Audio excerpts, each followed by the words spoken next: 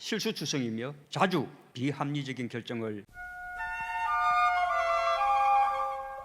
네, 안녕하세요. 따옥입니다. 지난 10월 28일 문재인 대통령은 삼성동 코엑스에서 열린 데뷔 2019 행사에 참석해서 올해 안에 AI 국가 전략을 제시하겠다는 기조연설을 했습니다. 네, 오늘은 이 11분가량의 기조연설 핵심에 대해서 간단한 해설을 덧붙이려고 합니다. 이번 과학기술의 진보를 넘어 새로운 문명으로 우리에게 다가오고 있습니다. 인공지능 문명을 만들어가는 새로운 인류의 첫 세대를. 네, 이 말은 이제 인공지능이 대세라는 말이죠.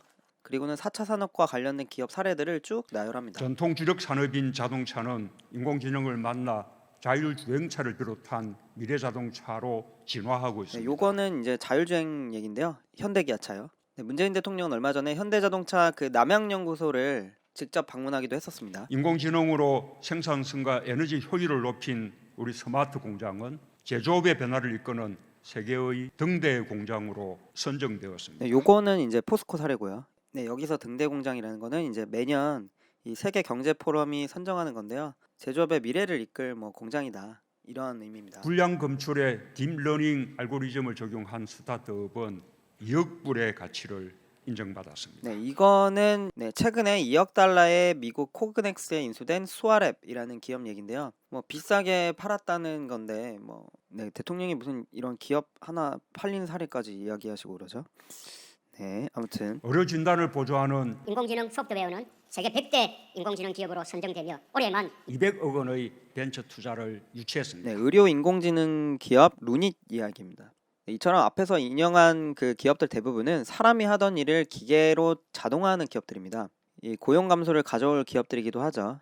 제조, 의료, 자동차 등등. 네, 아무튼 이렇게 성과들에 대해서 쭉 언급을 하고 이거를 더 발전시키기 위한 인공지능 기본 구상을 밝힙니다. 인류는 지능을 갖게 되면서 지구의 주인이 되었고 동시에 이 세계에 대한 무한 책임을 갖게 되었습니다. 인류는 어쩌면 광활한 우주에서 유일한 고동지능 생명체일지 모릅니다. 인공지능은 끊임없이 부족함을 보완하여 더욱 완전해지려는 인류의 꿈이 만들어낸 결과입니다. 네, 갑자기 왜 우주에서 유일한 고등지능 생명체로서 AI를 만들어낸 인류의 지적 탐구를 찬양을 할까요?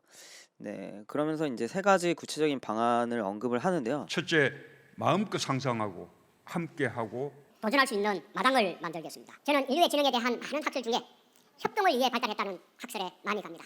개발자들이 상상력을 마음껏 실현해 나갈 수 있도록 포괄적 네거티브 규제로 전환하고 데이터 3법이 연내에 통과되도록 국회와 적극 네, 협력하겠습니다. 뜬금없이 지능이 협동을 위해 발달했다는 얘기를 하시고 그리고는 갑자기 데이터 3법을 연내에 통과시키겠다는 결론을 이끌어냅니다. 여기서 이 포괄적 네거티브라는 거는 우선어용 사후 규제 원칙입니다. 그러니까 일단은 다 하게 하고 문제가 생기면 그때 가서 규제를 논의해보자 이런 거죠. 이 데이터 3법은 개인정보보호법 개정안 그리고 정보통신망법, 신용정보법입니다. 우리의 개인정보를 이 기업들의 이윤 추구 수단으로 전락을 시키겠다는 건데요. 결국 인류의 지능이 협동을 위해서 발달했다는 전제에서 시작을 해서 갑자기 기업 규제를 완화해주겠다는 결론을 이끌어냅니다. 둘째, 기업이 수익을 낼 수 있도록 지원하겠습니다.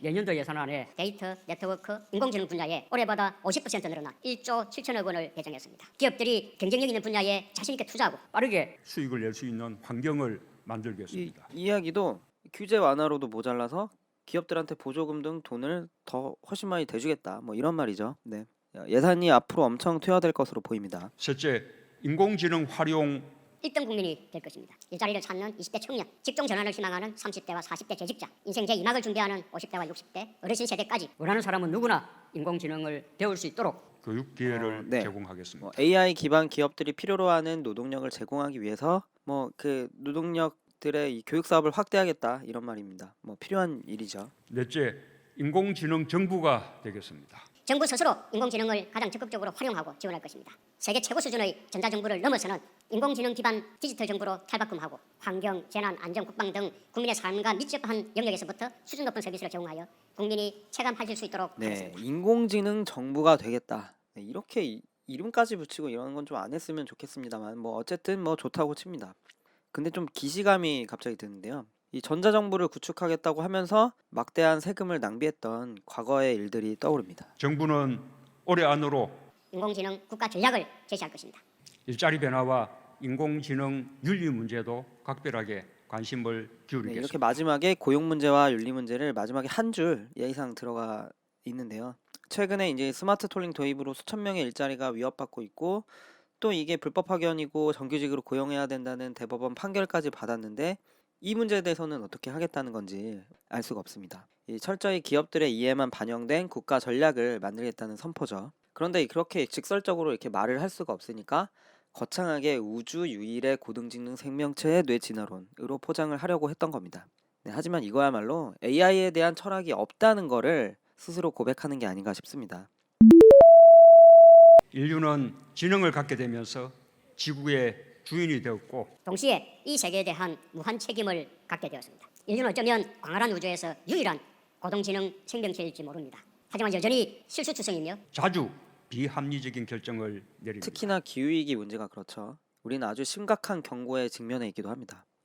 물론 AI는 인류의 오만한 근대적인 어떤 시선 속에서 시작이 됐죠. 20세기 초에 이 과학자들은 인간의 뇌와 같은 기계를 만들 수 있다고 착각했습니다. 그게 AI의 시작이자 컴퓨터의 시작인데요.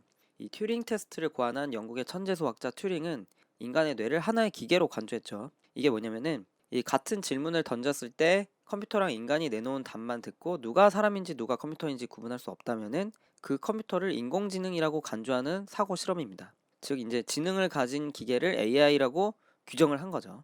그리고 AI의 아버지라 불리는 이 마빈 민스키라는 분도 인간은 생각하는 기계라고 여겼습니다. 당시에 이 민스키 같은 분들은 인간의 뇌를 완벽하게 구현을 할 수 있다고 생각했죠. 이 불행하게도 민스키는 굉장히 오만하고 지적 과잉이 넘쳐 흘렀던 사람이었습니다. 이분은 이 예산서 한 장도 작성하지 않고 방만하게 이제 추진하던 이 국책 AI 연구를 했었는데요. 이때 이 민스키라는 분이 하도 큰 소리를 치니까 프로젝트가 진행이 됐다고 해요. 하지만 몇 년 후에 이 미국과 영국 국방부가 이게 말이 안 된다. 이거 이론적으로 불가능한 허무맹랑한 프로젝트다. 이런 보고서를 내면서 이제 완전히 깨집니다. 이 국방부한테 지원이 끊기고 그러면서 이제 AI 연구라는 거는 허무맹랑한 개소리로 낙인이 찍히죠.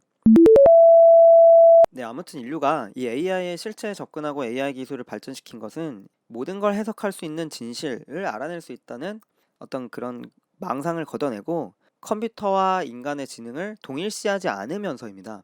이걸 대표하는 게 1984년에 튜링 테스트를 비판했던 중국어 방이라는 논쟁이죠. 이게 뭐냐면은 어떤 방 안에 영어만 할 줄 아는 사람이 들어간다고 치고 그 방 안에 필담을 할 수 있는 도구랑 그리고 미리 만들어 놓은 중국어로 된 질문과 대답 목록을 준비했다고 쳐요. 이 중국인 심사관이 중국어로 질문을 써서 방 안으로 밀어넣습니다. 그러면 이제 방 안의 사람은 그거를 준비된 대응표에 따라서 그에 대한 답변을 중국어로 써서 밖에 있는 심사관한테 그냥 건네줄 뿐이라는 겁니다.